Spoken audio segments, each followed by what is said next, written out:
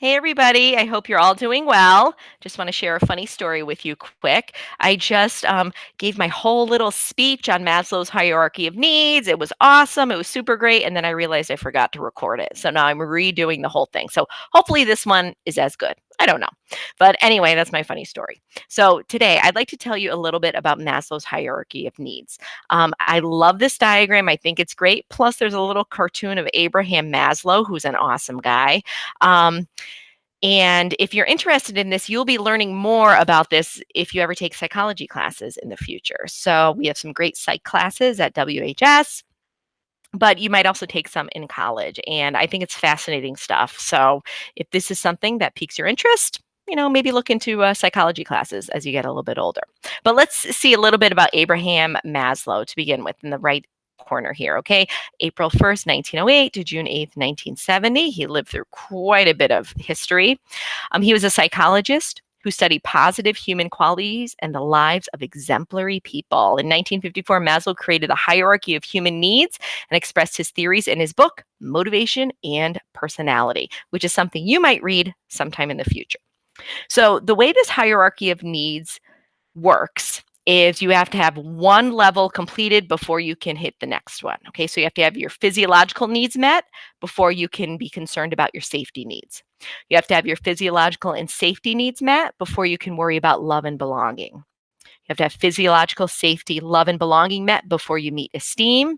And then after that, you have to have those four met before you get to self actualization, which is the hardest one to do. So let's look at what these are, first of all.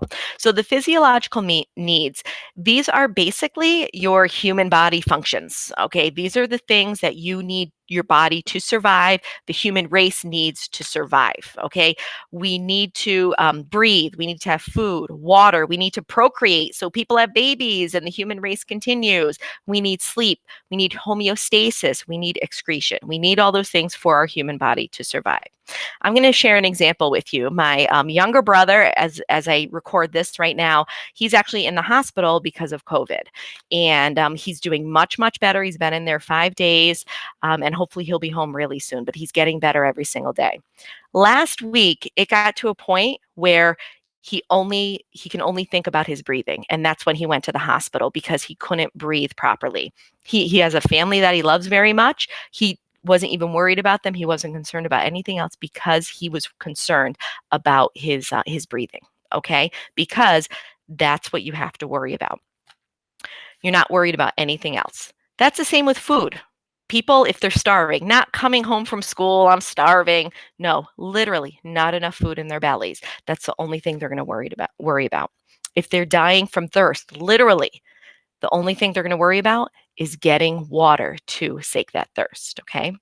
Once those physiological needs are met, safety is next. So you feel your physiological needs are all set, then you can be concerned about safety. That's security of body, employment, resources, morality, family, health, and property. So are you safe? Okay, you've got enough food in your belly, you've got enough air to breathe, you're going to the bathroom regularly, then you can be concerned about safety. Okay, so if you don't have enough food, you might be going out and breaking laws to get food. You're not worried about safety. You're not worried about getting in danger because you need food first. Okay.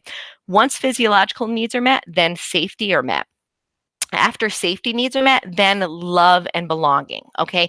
That is being part of a group, being in loving relationships, having those strong friendships and partnerships where you feel loved, you belong. Okay. But if your physiological needs aren't met and your safety needs are not met, you're not going to worry about love and belonging because you have to be concerned about those other things. Once you feel love and belonging, you care about people, they care about you, then esteem comes next. And that's self-esteem, confidence, achievement, respect of others and respect by others. So esteem goes both ways. You can give esteem to others by giving that respect, and then you can receive esteem where you're getting that self-esteem and your confidence is boosted. Okay, not in like kind of a, big-headed sort of way, but in a natural sort of way. Okay. The last one is self-actualization. And you can only reach this if those four other steps are fully met. If all of your homeostasis, everything physiologically is good, Awesome. Moving on to safety. You feel safe and secure in every way imaginable. Wonderful. Move on to love and belonging. You've got that connection, that intimacy. Great. Moving on to esteem. Once you have that esteem of others and for yourself, then it's self actualization. And this is the hardest one to get to. And that's why most people who receive it are probably a little bit older because they've been through life and they've experienced these four others. And self actualization contains morality, creativity, spontaneity, problem solving, lack of prejudice, acceptance of facts. If we look over to the right here, self actualization is a person's motivation to reach his or her full potential. As shown in Maslow's hierarchy of needs, a person's basic needs must be met before self actualization can be achieved. And that's the hardest one to achieve. Now, I want you to take a moment and just think about some real life people we've learned about and some fictional characters we've read about. Who do you think could have reached self actualization? I'll give you a minute just to think about it, and then I'll give you my 2 cents.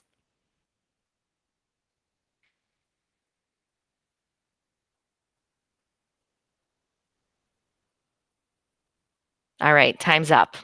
For real life people who we've studied in our class, I'm thinking Gandhi. I think Gandhi definitely could have reached that self actualization step.